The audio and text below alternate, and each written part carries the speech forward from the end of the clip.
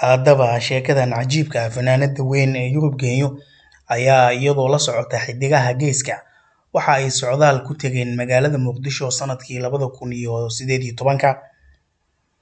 Fanaaniinta xidigaha geeska oo halkaas u tagay inay show ku qabtaan magaalada Muqdisho ayaa waxa iyadana halkaasi show badan ku qabatay fanaanada weyn ee Yurub Genyo oo iyada la socotay fanaaniintaasi. Yurub Genyo ayaa iyadu Muqdisho waxa ay kula kulantay fanaan hadda caan ah laakiin xilligaasi aanan la aqoonin. Fanaankaasi oo lagu magacaabo Cabdifitaax Yare waa fanaanka iminka qaba gabadha kale ee fanaanada Shaadiyo Sharaf. Cabdifitaax ayaa wuxuu ahaa xilligaasi ragga fanaaniinta kabaha ka daba qaada ama biyaha cabitaanka iyo sigaarka u soo gada ama u keena. Cabdifitaax ayaa wuxuu aad u jeclaa inuu fanka soo galo, sidaas awgeed fanaaniinta ayuu daba soconayay, kobaha u qaadayay, cabitaanada u soo gadayay iyo weliba sigaarka.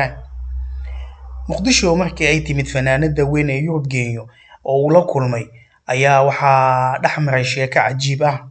Cabdifitaax oo doonayay inuu caan noqdo iyo Yurub Genyo oo doonaysay nin aad u da'yar ee busta isaga kiciso iskuna naashto.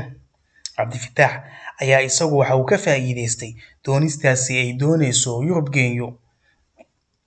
Cabdifitaax oo islahaa mar uun ku soo caanbax ayaa isagu xiriir la sameeyay, durbadiibana la aqal galay. Aroos wuxuu ahaa degdeg ah oo aan cidina ogeynin. Aqal baa la gangimay kadibna la isla aqal galay. Cabdifitaax ayaa isagu sheekadii waxay noqotay sheeko caan baxday oo weliba meel kasta loogaga sheekaysto Somaliland iyo geyiga Soomaaliyeed oo dhan. Cabdifitaax ayaa wuxuu noqday qof caan ah, heesana la qaaday Yurub Genyo talantaale ah. Kadib markii uu ogaaday inuu caan baxay ayuu bilaabay inuu dhuudhuunto uusan u soo hoyanin fanaanadii Yurub Genyo.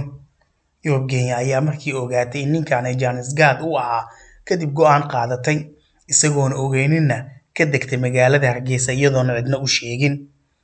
Kadib markii la weydiiyay halkuu ku dambeeyay guurkii Cabdifitaax Yare iyo iyada waxay sheegtay inuusan waxba ka jirin beenana ahaa.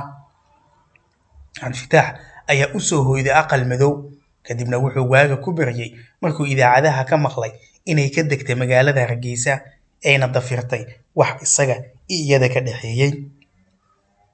Haddaba daawadayaal sidee kula tahay guurkaasi waxa uu ahaa 37 cisho oo kaliya. Fanaaniinta doonaysa inay fanaaniinta kale ku soo caan baxaan oo iyaga jid kasta u maraya. Cabdifitaax iminka waa nin caan ah laakiin fanka waxa uu ku soo galay gabadh Soomaaliyeed oo doonaysa aqal gal inuu qiyaamay una ku soo caan baxay.